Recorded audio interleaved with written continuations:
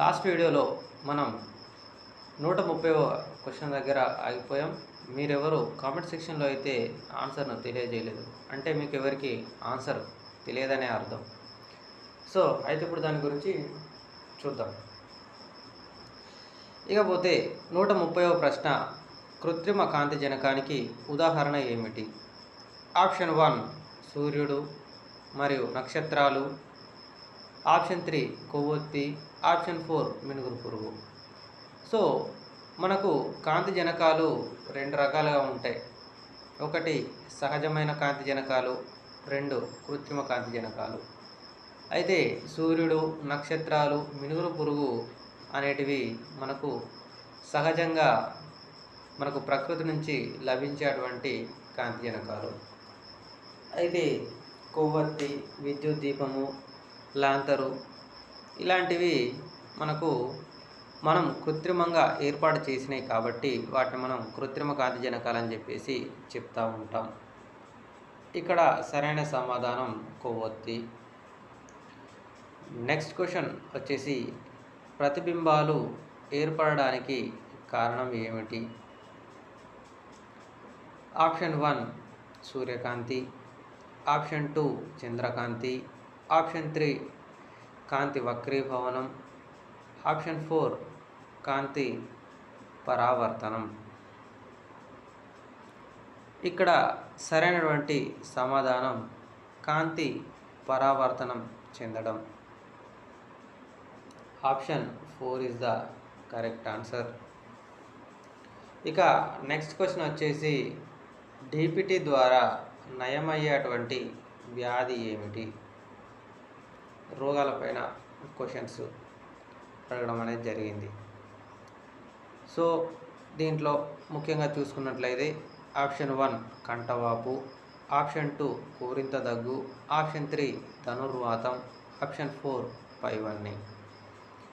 సరైన సమాధానం వచ్చేసి డిటిపి ద్వారా మనం ఇక్కడ ఇవ్వబడినటువంటి అన్ని రకాల వ్యాధులను అయితే నయం చేయవచ్చు. నెక్స్ట్ క్వశ్చన్ వచ్చేసి, ఆది మానవుడు నాగరిక మానవుడిగా మారడానికి దోహదం చేసింది ఏమిటి? ఆప్షన్ ఏ విజ్ఞాన శాస్త్రం, ఆప్షన్ 2 గణిత శాస్త్రం, ఆప్షన్ 3 తత్వశాస్త్రం, ఆప్షన్ 4 వేదశాస్త్రం. అయితే మనకు మానవుడు నాగరికత నుండి ఆధునిక మానవుడిగా మార్పు చెందడానికి, తన యొక్క నాగరికతలో ఉన్న మార్పులను దినదిన అభివృద్ధి చేసుకోవడానికి విజ్ఞానం అనేది ఎంతగానో తోడ్పడింది. విజ్ఞాన శాస్త్రం అనేది సరైన సమాధానం. నెక్స్ట్ క్వశ్చన్, తొలిసారి శాస్త్రీయంగా జీవులను వర్గీకరించడానికి ప్రయత్నించినటువంటి శాస్త్రవేత్త ఎవరు? తొలిసారిగా శాస్త్రీయంగా జీవులను వర్గీకరించడానికి ప్రయత్నించిన శాస్త్రవేత్త ఎవరు? Option 1 Plato, option 2 Aristotle, option 3 Socrates, option 4 Linnaeus. దీనికి సరైన సమాధానం Aristotle. Option 2 is the correct answer. మరి నెక్స్ట్ క్వశ్చన్ వచ్చేసి, శరీరానికి గాయమైనప్పుడు రక్తం గడ్డ కట్టడానికి సహాయపరిచేది ఏది? ఈ ప్రశ్న చాలాసార్లు రిపీట్ అయింది. అంతేకాకుండా రక్తం యొక్క వర్గాలు, దీనికి సంబంధించి కూడా గతంలో ప్రశ్నలు అనేది అడగడం జరిగింది. మీరు ఒకసారి రక్తం వర్గాలు అనే టాపిక్ని అయితే చదవండి. ఇక దీనికి ఇక్కడ ఇవ్వబడినటువంటి ఆప్షన్స్: రక్త ఫలికికలు, తెల్ల రక్త కణాలు, ఎర్ర రక్త కణాలు మరియు రక్తనాళాలు. దీనికి సరైన సమాధానం వచ్చేసి రక్త ఫలికికలు. ఈ రక్త ఫలికలు మన శరీరానికి గాయమైనప్పుడు రక్తం గడ్డ కట్టడానికి సహాయపడతాయి. మరి నెక్స్ట్ ప్రశ్న, వీటిలో దహనకారిగా దోహపడేది ఏది? Option 1 hydrogen, option 2 nitrogen, option 3 oxygen, option 4 carbon dioxide. మనకు సరైన సమాధానం అంటే దహనాన్ని ఉత్తేజపరిచేటువంటి వాయువు వచ్చేసి oxygen. Option 3 is the correct answer. ఇక నెక్స్ట్ క్వశ్చన్, ప్రకృతి నిజమైన పాఠశాల అని చెప్పింది ఎవరు? ప్రకృతి నిజమైన పాఠశాల అని పేర్కొన్నది ఎవరు? Option 1 Billard, option 2 Aristotle, option 3 Rousseau, option 4 John Dewey. దీనికి సరైన సమాధానం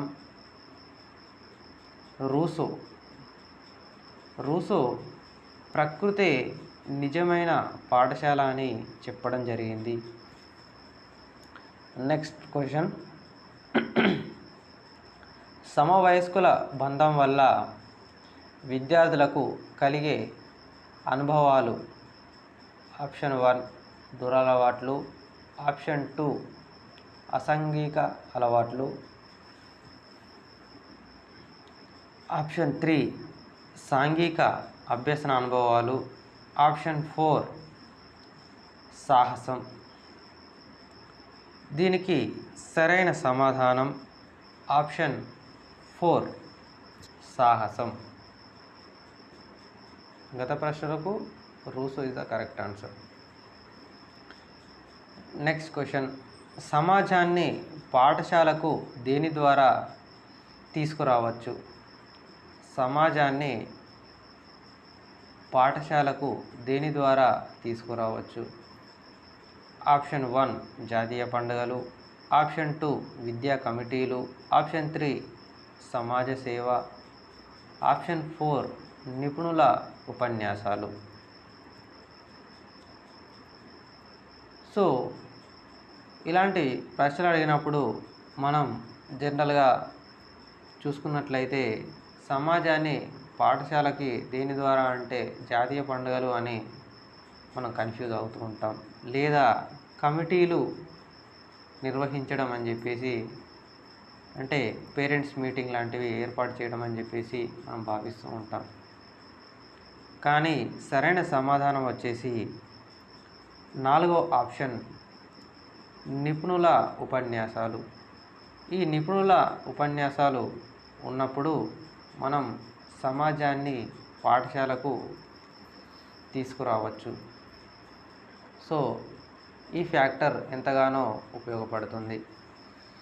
ఇక నెక్స్ట్ క్వశ్చన్, తరగతి గదిలో విద్యార్థుల అభ్యసనం జరిగిందనడానికి సాక్ష్యాలు ఏమిటి? ఆప్షన్ 1 లక్ష్యాలు, ఆప్షన్ 2 స్పష్టీకరణలు, ఆప్షన్ 3 వైఖరులు, ఆప్షన్ 4 ఆసక్తులు. దీనికి సరైన సమాధానం మనం చూసుకున్నట్లయితే స్పష్టీకరణలు. సో తరగతి గదిలో విద్యార్థుల అభ్యసనం జరిగిందనడానికి సాక్ష్యమే స్పష్టీకరణ. Option 2 is the correct answer. మరి నెక్స్ట్ క్వశ్చన్, శివసముద్ర జలపాతం ఏ నదిపై ఉంది? Option 1 Amaravati, option 2 Sharavati, option 3 Brahmaputra, option 4 Jharkhand. దీనికి సరైనటువంటి సమాధానం శరావతి. శరావతి నదిపై శివసముద్ర జలపాతం ఉంది. Option 2 is the correct answer. ఇక నెక్స్ట్ క్వశ్చన్ వచ్చేసి, దక్షిణాఫ్రికాలోని గడ్డి భూములను ఏమని పిలుస్తారు?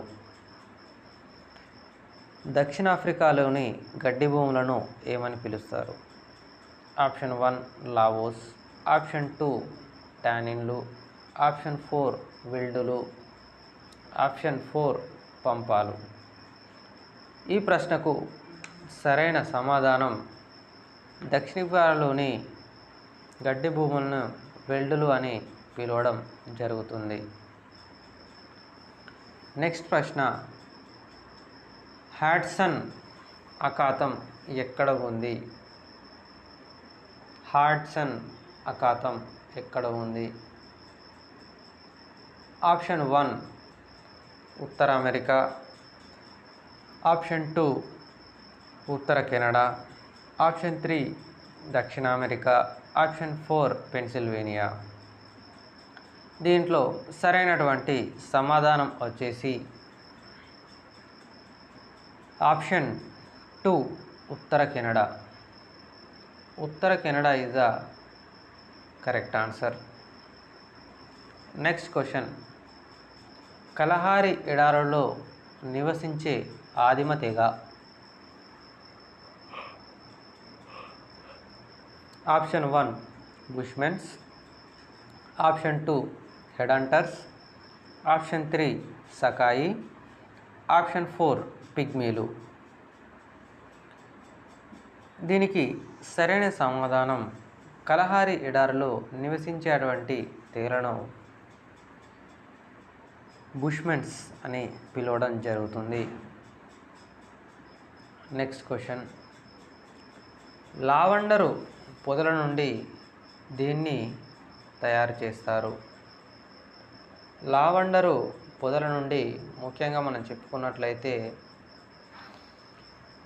Option 1 oil, option 2 coke, option 3 గంధం, ఆప్షన్ 4 అత్తరు.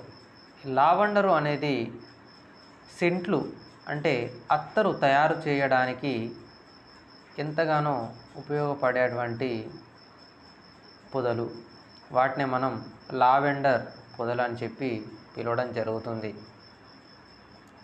ఇక నెక్స్ట్ క్వశ్చన్ వచ్చేసి, గోల్ గుంబంజ్ ఎక్కడ ఉంది?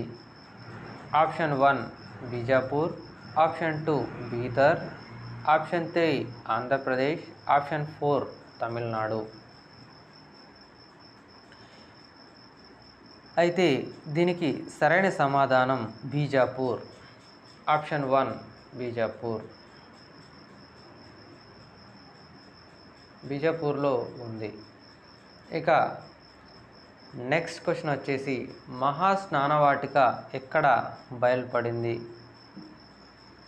Option 1 Punjab, option 2 Haryana, option 3 Mohenjodaro, option 4 Harappa. ఇలాంటి ప్రశ్నలకి మనం హరప్పానా మొహెంజోదారోనా అని చెప్పి కన్ఫ్యూజ్ అవ్వడం అయితే జరుగుతుంది. 1-2 సార్లు చూసుకోండి. సో మహాస్నానవాటికలు అనేటివి మొహెంజోదారోలో ఏర్పడడం జరిగింది. జైన మత మొదటి తీర్థంకరుడు ఎవరు? ఆప్షన్ 1 శ్రీనాథుడు, ఆప్షన్ 2 పార్శ్వనాథుడు, ఆప్షన్ 3 వృషభనాథుడు, ఆప్షన్ 4 మహావీరుడు. దీనికి సరైనటువంటి సమాధానం జైన మత మొదటి తీర్థంకరుడు వృషభనాథుడు. Option 3 is the correct answer. మరి నెక్స్ట్ క్వశ్చన్ వచ్చేసి, శాతవాహనుల రెండవ రాజధాని ఏది? Option 1 Srikakulam, option 2 Amaravati, option 3 Srikalahasti, option 4 Hastinapuram.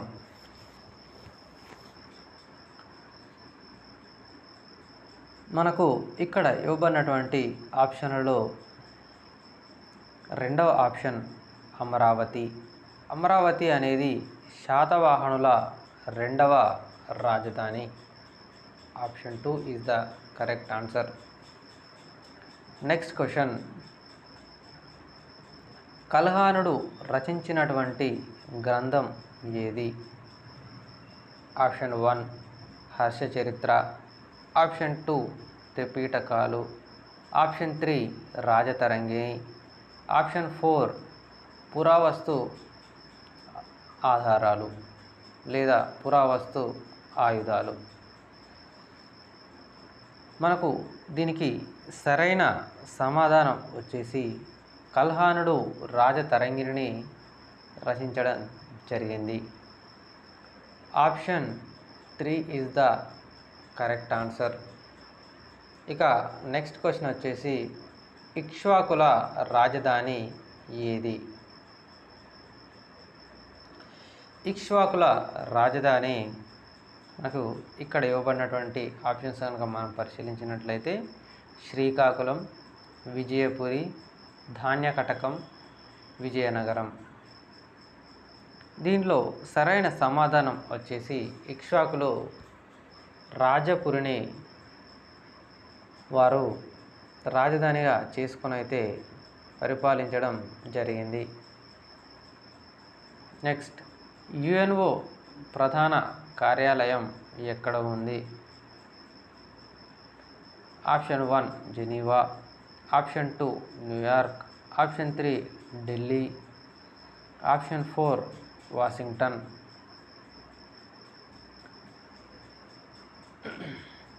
దీనికి సరైన సమాధానం వచ్చేసి ఆప్షన్ 2 న్యూయార్క్. ఎక్కడుంది? న్యూయార్క్లో ఉంది. నెక్స్ట్ క్వశ్చన్, సామ్యవాదం పెంపొందడానికి రాజ్యాంగంలో చేర్చినవి. సామ్యవాదాన్ని పెంపొందించడానికి రాజ్యాంగంలో చేర్చినవి. ఆప్షన్ 1 ఆదేశిక సూత్రాలు, ఆప్షన్ 2 ప్రాథమిక విధులు, ఆప్షన్ 3 ప్రాథమిక హక్కులు, ఆప్షన్ 4 ప్రాదేశిక సూత్రాలు. దీనికి సరైనటువంటి సమాధానం మన సామ్యవాదాన్ని పెంపొందించాలని ఆదేశిక సూత్రాలను రాజ్యాంగంలో చేర్పించడం జరిగింది. Option 1 is the correct answer. Next question, వ్యక్తి వికాసానికి అవసరమైనవి ఏమిటి? విధులు, హక్కులు, సూత్రాలు, సమైక్య. వ్యక్తి వికాసానికి తప్పనిసరిగా ఉండవలసినవి ఏంటంటే హక్కులు. ఎప్పుడైతే వ్యక్తికి తన హక్కులు ఉంటాయో అప్పుడు తన వికాసం అనేది, తన అభివృద్ధి అనేది జరుగుతుంది. నెక్స్ట్ క్వశ్చన్, ఆస్తి హక్కును ప్రాథమిక హక్కుల జాబితా నుండి తొలగించినటువంటి రాజ్యాంగ సవరణ ఏమిటి? ఆప్షన్ 1 41వ రాజ్యాంగ సవరణ, ఆప్షన్ 2 44వ రాజ్యాంగ సవరణ, ఆప్షన్ 3 40వ రాజ్యాంగ సవరణ, ఆప్షన్ 4 49వ రాజ్యాంగ సవరణ. దీనికి సరైనటువంటి సమాధానం 44వ రాజ్యాంగ సవరణ.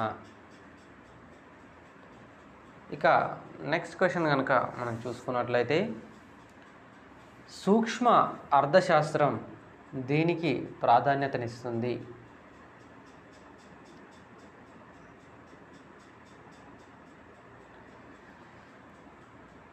ఆప్షన్ 1 లాభ నష్టాలు, ఆప్షన్ 2 ధరల సిద్ధాంతం, ఆప్షన్ 3 జాతీయవాదం, ఆప్షన్ 4 తృప్తి.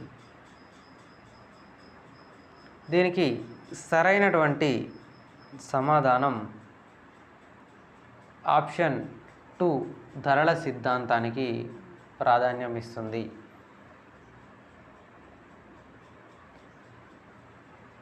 నెక్స్ట్ క్వశ్చన్, ఉద్యమదారుడు పొందేది ఏమిటి? ఆప్షన్ 1 వడ్డీ, ఆప్షన్ 2 భాటకం, ఆప్షన్ 3 వేతనం, ఆప్షన్ 4 వచ్చేసి లాభం. ఉద్యమకారుడు పొందేది లాభం. ఆప్షన్ 4. అంటే ఉదాహరణకి చూసుకున్నట్లయితే రైతు ఉద్యమాలు, మనం కొన్ని ఉద్యమాలను చూస్తూ ఉంటాం. ఇలా ఉద్యమాలు చేయడం వల్ల వారికి వచ్చేది ఏంటి అంటే లాభం. లాభం is the correct answer. Next question వచ్చేసి, జాతీయ ఆదాయంలో మార్పు లేకుండా జనాభా పెరిగితే తలసరి ఆదాయం ఏమవుతుంది? జాతీయ ఆదాయంలో మార్పు లేకుండా జనాభా పెరిగినట్లయితే తలసరి ఆదాయం అనేది ఏమవుతుంది? ఆప్షన్ 1 పెరుగుతుంది, ఆప్షన్ 2 తగ్గుతుంది, ఆప్షన్ 3 మారదు, ఆప్షన్ 4 ఇవేవి కావు. దీనికి సరైనటువంటి సమాధానం జాతీయ ఆదాయంలో మార్పు లేకుండా జనాభా కనుక పెరిగినట్లయితే ఒక్కొక్క వ్యక్తి ఇండివిజువల్గా మనం చూసుకున్నప్పుడు వారి యొక్క తలసరి ఆదాయం అనేది తగ్గిపోతుంది. Option 2 is the correct answer. Next question వచ్చేసి, సాంఘిక శాస్త్ర ముఖ్య ఉద్దేశం ఏమిటి? ఆప్షన్ 1 భౌతిక పరిసరాలు, ఆప్షన్ 2 పరిసరాల అభ్యసనం, ఆప్షన్ 3 మానవ సంబంధాల్ని మెరుగుపరచడం, ఆప్షన్ 4 సామాజిక పరిసరాలు. దీనికి సరైనటువంటి సమాధానం ఆప్షన్ 3 మానవ సంబంధాల్ని మెరుగుపరచడం. Option 3 is the correct answer. ఇక నెక్స్ట్ క్వశ్చన్ వచ్చేసి, తరగతి గదిలో ఉపాధ్యాయుడు పాఠ్యాంశాన్ని విద్యార్థులకు మౌఖికంగా చెప్పే పద్ధతిని మనం ఏమంటాము? దీని ఆప్షన్స్ వచ్చేసి ఉపన్యాస పద్ధతి, లేదా డెమాన్స్ట్రేషన్ పద్ధతి, లేదా వనరుల పద్ధతి, లేదా ప్రాజెక్ట్ వర్క్. ఇందులో ఈ 4 ఆప్షన్స్లో ఏమని పిలుస్తారు? మీకు గనక ఆన్సర్ తెలిసినట్లయితే కామెంట్ సెక్షన్లో తెలియచేయండి. అయితే ముఖ్య విషయం ఏంటంటే, మీరు వీడియోస్ చూస్తున్నారు కానీ లైక్ చేయట్లేదు. తప్పనిసరిగా వీడియో కనుక మీకు నచ్చినట్లయితే లైక్ చేసి ఫార్వర్డ్ చేయండి. మీరే కాకుండా మీ ఫ్రెండ్స్కి కూడా ఈ వీడియో అనేది చాలా యూస్ఫుల్ అవుతుంది, వారికి కూడా ఫార్వర్డ్ చేయండి. Thanks for watching. మళ్ళీ నెక్స్ట్ వీడియోలో కలుద్దాం. Thank you. Bye bye.